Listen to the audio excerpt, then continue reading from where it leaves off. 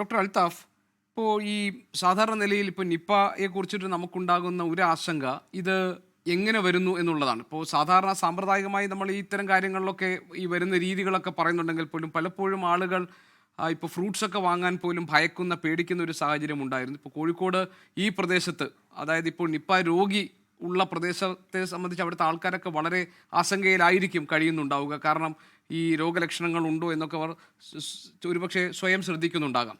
അപ്പോൾ ഏത് വഴിയിലൂടെയാണ് ഈ രോഗം നിപ്പ വരാൻ സാധ്യതയുള്ളത്? ഇപ്പം നമുക്ക് താങ്കൾ പറഞ്ഞതുപോലെ 11 തവണ ഈ രോഗം ഉണ്ടായതിൻ്റെ അനുഭവം നമ്മുടെ മുന്നിലുണ്ട്. അത് കൃത്യമായി മനസ്സിലാക്കാൻ നമുക്ക് കഴിഞ്ഞിട്ടുണ്ടോ? അങ്ങനെയാണെങ്കിൽ ആ ഇടങ്ങൾ കേന്ദ്രീകരിച്ച് വേണമല്ലോ പ്രതിരോധവും ശക്തമാക്കാൻ.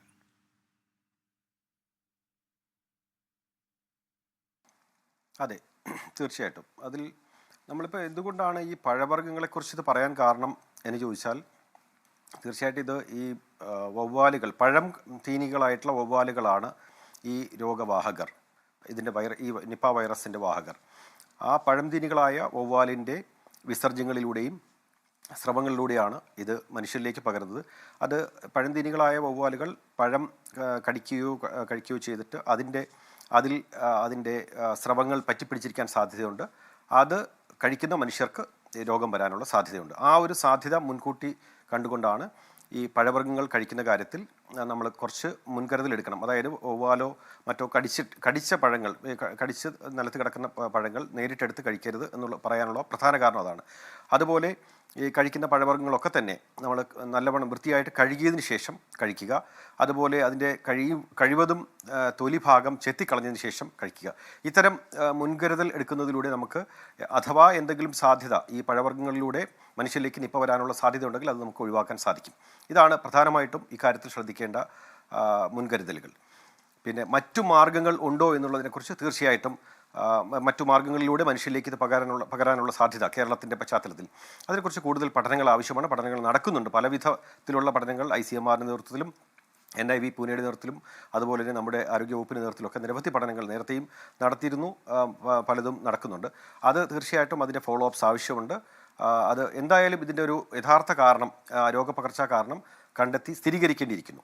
അക്കാര്യത്തിൽ നമുക്ക് കുറച്ചുകൂടെ അതേസമയം ഇതൊരു വലിയൊരു ഭീതിജനകമായിട്ടുള്ള ഒരു സിറ്റുവേഷൻ ആ രീതിയിലേക്ക് നമുക്കതിനെ പർവ്വതീകരിക്കേണ്ട കാര്യവുമില്ല.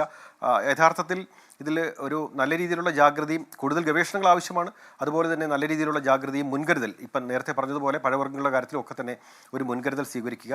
പിന്നെ ഇത്തരം പഴന്തിനി വവ്വാലുകൾ കടന്നുകൂടിയിട്ടുള്ള ഇടങ്ങൾ, പ്രത്യേകിച്ച് ഏതെങ്കിലും അടച്ച ഇപ്പോഴത്തെ കേസിൽ നമ്മൾ ചർച്ച ചെയ്യപ്പെടുന്ന ഒരു കാര്യമുണ്ട്, ഒരു ഗോഡൗണിൻ്റെ കാര്യം.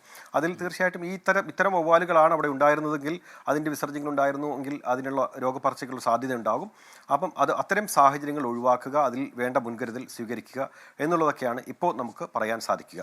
പിന്നെ എന്തെങ്കിലും സമാനമായിട്ടുള്ള രോഗലക്ഷണങ്ങൾ ഉണ്ടെങ്കിൽ തീർച്ചയായിട്ടും ഒരു നല്ല സൗകര്യങ്ങളുള്ള ആശുപത്രിയിലേക്ക്, മെഡിക്കൽ കോളേജുകൾ പോലെ സൗകര്യങ്ങളുള്ള ആശുപത്രിയിലേക്ക് തന്നെ പോകേണ്ടി വരും.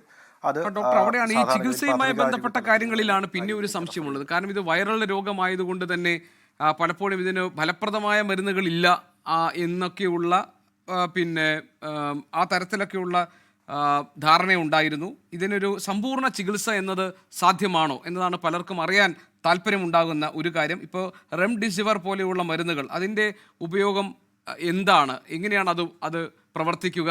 സമ്പൂർണ്ണമായ ഒരു ചികിത്സ എന്നത് സാധ്യമാണോ ഇതൊരു വൈറൽ രോഗമായതുകൊണ്ട് തന്നെ?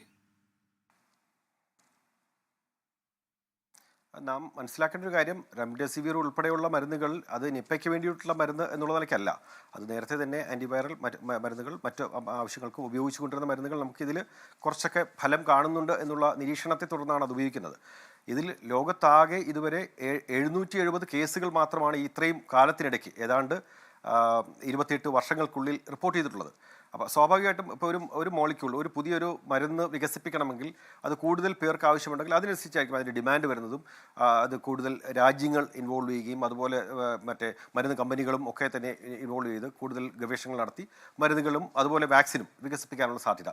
ഇത് നമുക്കിപ്പം യഥാർത്ഥത്തിൽ ഇതിൻ്റെ നിപ്പയുടെ ഒരു പ്രാധാന്യം ഇപ്പോൾ ലോകാരോഗ്യ സംഘടന തന്നെ പറഞ്ഞിട്ടുള്ള ഈ 10ഓളം പാൻഡമിക് പൊട്ടൻഷ്യലുള്ള രോഗങ്ങളിൽ ഒന്നാണ്. ഏറ്റവും അപകടകാരിയായിട്ടുള്ള ഒരു രോഗമാണ്. ഏത് ഘട്ടത്തിലും അത് വേണമെങ്കിൽ ഒരു പാൻഡമിക് രീതിയിലേക്ക് മാറാനുള്ള അതിൻ്റെ വൈറസിൻ്റെ വകഭേദങ്ങൾ പാൻഡമിക് രീതിയിലേക്ക് മാറാൻ സാധ്യതയുണ്ടെന്ന് മുന്നറിയിപ്പ് തന്നിട്ടുള്ള ഒരു രോഗമാണ്. സ്വാഭാവികമായിട്ടും അതുകൊണ്ട് തന്നെ അതിൽ കൂടുതൽ ഗവേഷണങ്ങൾ അന്തർദേശീയ തലത്തിൽ തന്നെ നടക്കുന്നുണ്ട്. എനിക്ക് തോന്നുന്നത് വാക്സിൻ വികസനം സമീപഭാവിയിൽ തന്നെ വാക്സിനുകൾ വികസിപ്പിച്ചെടുത്തേക്കാൻ സാധിച്ചേക്കും എന്നുള്ളതുണ്ട്. മരുന്നുകളുടെ കാര്യത്തിൽ തീർച്ചയായിട്ടും നമ്മുടെ ഗവൺമെൻറ്റുകൾ അക്കാര്യത്തിൽ മുൻകൈ എടുക്കേണ്ടത്, പ്രത്യേകിച്ച് ഇന്ത്യയും ബംഗ്ലാദേശും പോലുള്ള രാജ്യങ്ങൾ കൂടുതൽ കേസുകൾ ഫ്രീക്വൻ്റ് ആയിട്ട് വന്നുകൊണ്ടിരിക്കുന്ന രാജ്യങ്ങൾ ഇക്കാര്യത്തിൽ മുൻകൈ എടുക്കേണ്ടിയിരിക്കുന്നു. കൂടുതൽ ഗവേഷണങ്ങളും അതുപോലെ തന്നെ മികച്ച വാക്സിനുകളൊക്കെ വികസിപ്പിച്ചെടുക്കേണ്ടിയിരിക്കുന്നു എന്നുള്ളതാണ് യാഥാർത്ഥ്യം.